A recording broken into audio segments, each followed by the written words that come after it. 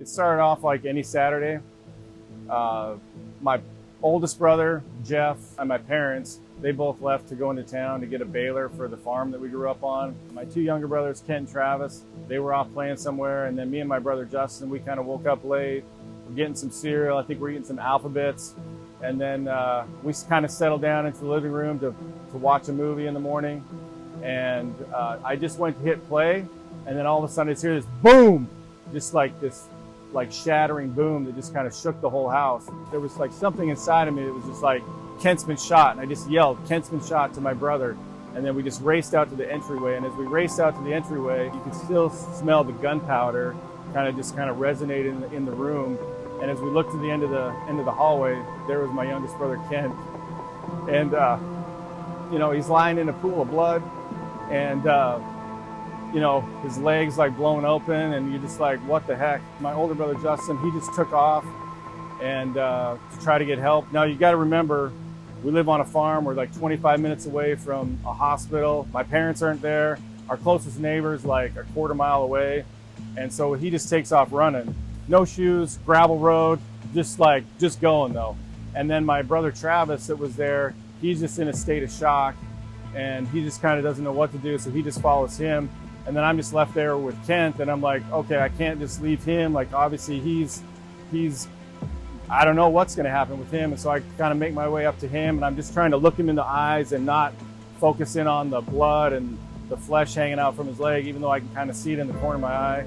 And I'm just trying to focus on him and let him know he's going to be okay. And he's looking up at me, and you can just see the worry and distress in his face.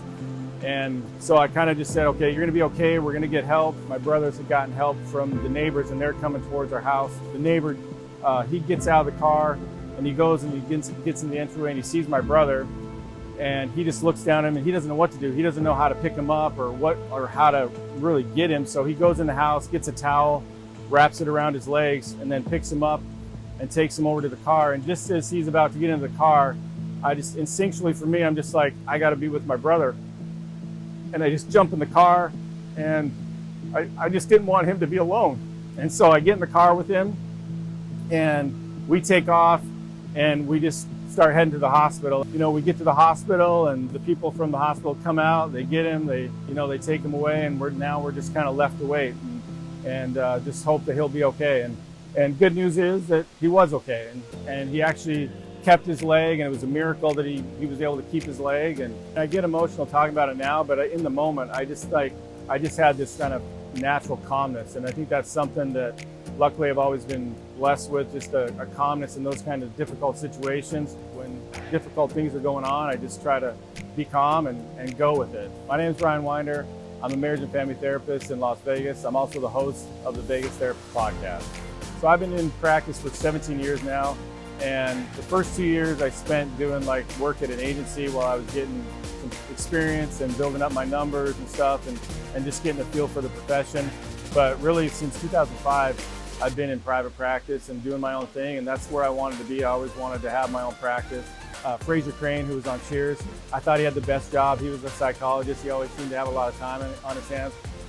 I don't have a lot of time on my hands. I'm not going to bars, just drinking, hanging out with friends. I'm always in the office doing a lot of work. So that's not the real life.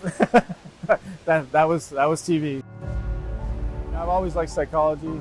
I always kind of was curious about why people did the things they did, or why they might have been stupid, or why'd you do that dumb thing, or but yeah, just the way the mind works and trying to understand things. That's always just something that I had a passion for. When I was in grad school, kind of towards the end of my practicum, my professor that I had in school that would watch us, he told me at the end, kind of as our review, he said, I just see you as the captain of the ship, and the storm's coming and everything's going on around, and you just stay calm, and you're collected, and the people in the room feel that, and they know that they're going to be okay with you in the room. Like, you're just going to take care of them, you're going to be there for them, and nothing's going to be too high or too low that's going to shake you, and you're just going to find their way through the storm with them. So that was something that, like I said, I didn't try to work on that. I guess it was just there, and he saw it, and people saw it, and people felt it. So it just kind of has been with me.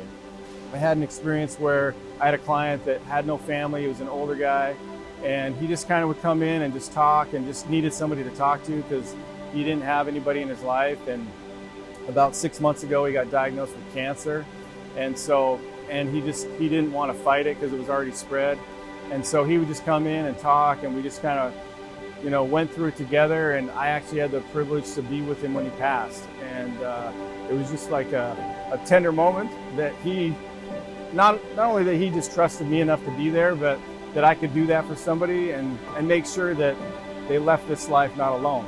And you don't get those many opportunities as a therapist, but I think that's how I see myself, is just somebody that I want to be there, for you, to support you. People need connection, like when I've gone through stuff, like my brother needed me to be there with him during that time. My brothers, we needed each other to go through the stuff with my dad and his addiction. And so coming together and having somebody in your life when you're in a difficult time, I think that's such an important thing. And sometimes, even if that's a therapist, like that's somebody that can be there with you and can go through those things with you and help you to the other side. I remember one couple that I had early on in my practice where they came in for some infidelity and some relationship issues, and I helped them work through that and kind of improve their marriage. And then that kind of stemmed itself into, okay, well, we trust you. We think you're really good. You really helped us. Now, hey, we're having some problems with our kids. Will you work with our kids? Or hey, you know what? My parents are going through something. Hey, we're going to refer my parents to you. Or my sister's having a difficulty. And then friends and whatever. And it just was something that trust just kind of kept going on, even to the point to where they decided at one point to renew their wedding vows. And they asked me if I'd be the officiator for their wedding vows. So it's like, so I see myself as somebody that just kind of goes along with them. And that's, again, it's a privilege. It's an honor that people will give you that kind of trust. As a therapist, I really want to be the captain of your ship in that storm. I want to be the person, like my brother, I want to jump in the car with you and be there with you until you're okay. And even if it's not obviously a gunshot wound, it can be an infidelity or an addiction or some type of loss in your own life or depression, anxiety, whatever the problem is. I want to be there for you and I want to be with you until I know you're okay. And that's what I can offer to you. I'm going to give you everything that I can give you. And I think that's important too. It's like, I'm not just going to go through the motions. I'm going to give you everything I have. I'm going to give you my knowledge to the best that I can. I'm going to share stuff with you. I'm going to work for you. You've definitely got to do your part, but I'm going to do my part and I'm going to be there for you to support you in whatever way I can. But most of all, like I said, I'm going to give you everything that I have. And I think that's gold in and of itself. If you've seen this video, make the call. I think just make the call. Like, click on my website, do whatever you need to do, but just reach out, because I think sometimes we all maybe are worried about the stigma or, feeling weak if we have to reach out for help. And it's not weakness, it's strength.